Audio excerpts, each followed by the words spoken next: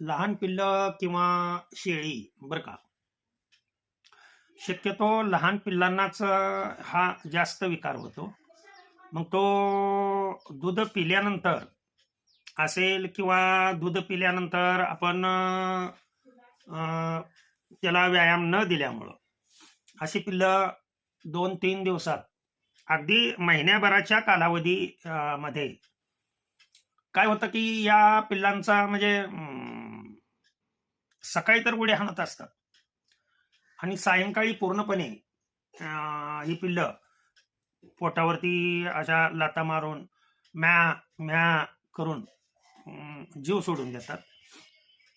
जर ज्या वेळेला ही अशी स्थिती होईल पिल्लांची, त्यावेळेला कोणते उपाय करायचे, काय पाऊल उचलायचं आणि आयुर्वेदिक पाऊल काय उचलायचं, हे मी आजच्या व्हिडिओमध्ये साधं सोपं सांगतोय माझ्या गोरगरीब शेळी पालकांना. तर लक्ष देऊन ऐका. तर हे सांगतोय ह्या गोष्टी, एक चमचा लिंबू रस 1 चमचा घ्यायचा, आल्याचा रस 1 चमचा घ्यायचा. हे दोन्ही रस एकत्रित करायचं. 4 ते 5 काळी मिरी बारीक अगदी बुकणी करून या रसामध्ये टाकायची. चतकुर चमचा ओवा हा बारीक करून त्याच्यामध्ये त्या रसामध्ये टाकायचा. अतिशय बारीक झाला पाहिजे. आणि याच्यामध्ये थोडंसं लक्षात ठेवा, मीठ, थोडंसंच मीठ टाकायचं, किंचित मीठ टाकायचं.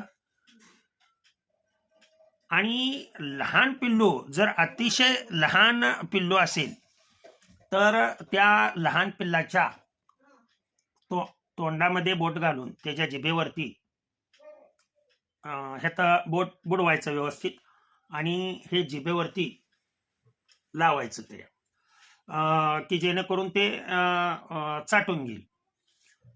याच मिश्रणामध्ये थोडीशी हिंग मिसळला तरी सुद्धा चालतोय. तर हे पिल्लांनी जास्त दूध पिलं असेल किंवा पिल्लू व्यायाम मिळत नसेल तर हा आजार निश्चित होतो, लक्षात ठेवा. किंवा काहींच्या पोटामध्ये जंत हे ॲट ए टाइम, म्हणजे जंताच्या अंड्यापासून ॲट ए टाइम एवढे निर्माण होतात की ते जंत त्याला पोटामध्ये हालचाल करत असल्यामुळं, वळवळ करत असल्यामुळं ते पिल्लू धापा टाकायला सुरुवात करतं. ही लक्षणं सांगायला लागलोय मी. ओळखायचं कसं आणि हा प्रयोग करायचा केव्हा ते मी सांगायला लागलो. तर एवढं तुम्ही साधं सोपं उपाय मी सांगितला. आणखीन दुसरे भरपूर उपाय आहेत माझ्याकडे, परंतु एवढ्या उपायाने तुम्ही पूर्णपणे म्हणजे त्या पिल्लाचा आजार बरा होऊन जाईल. नसेल तर माझा फोन नंबर सर्वांकडे आहेच.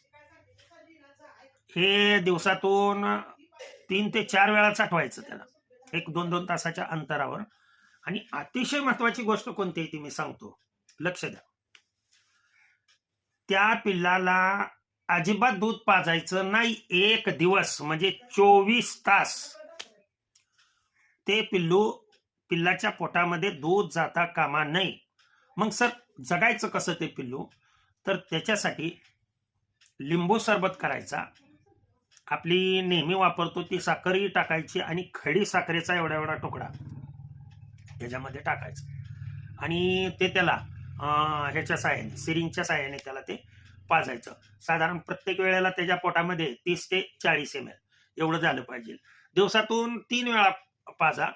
पण हा जास्त थंड नसावा, कोमट स्वरूपामध्ये असलेला हा लिंबू सरबत जर तुम्ही पाजला किंवा नारळातील पाणी जरी तुम्ही पाजलं तरी सुद्धा अतिशय चांगला परिणाम दिसून येतो. आणि जे तुमचं पिल्लू दगवणार आहे ते वाचेल. अगदी 101% सांगतोय की ते पिल्लू निश्चित वाचेल.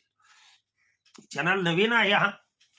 ह्या चॅनलवरती सर्व शेळी पालनाचे किंवा कीर्तनाचे किंवा मनुष्यातील रोगाचे उपाय आहेत. ज्यांना ही माहिती आवडत असेल त्यांनी आवर्जून चॅनलला सबस्क्राईब आणि लाईक करावं असं मला वाटतं. इच्छा असेल तर करा. आपणास काहीतरी सर आपल्यासाठी करतेत असं वाटत असेल तर झालेली सेवा सद्गुरूंच्या चरणी अर्पण करतो, भगवंताच्या चरणी अर्पण करतो आणि सेवेला पूर्ण विराम देतो. पुंडलिक वरदार विठ्ठल श्री ज्ञानदेव तुकाराम. विठ्ठल विठ्ठल विठ्ठल विठ्ठल.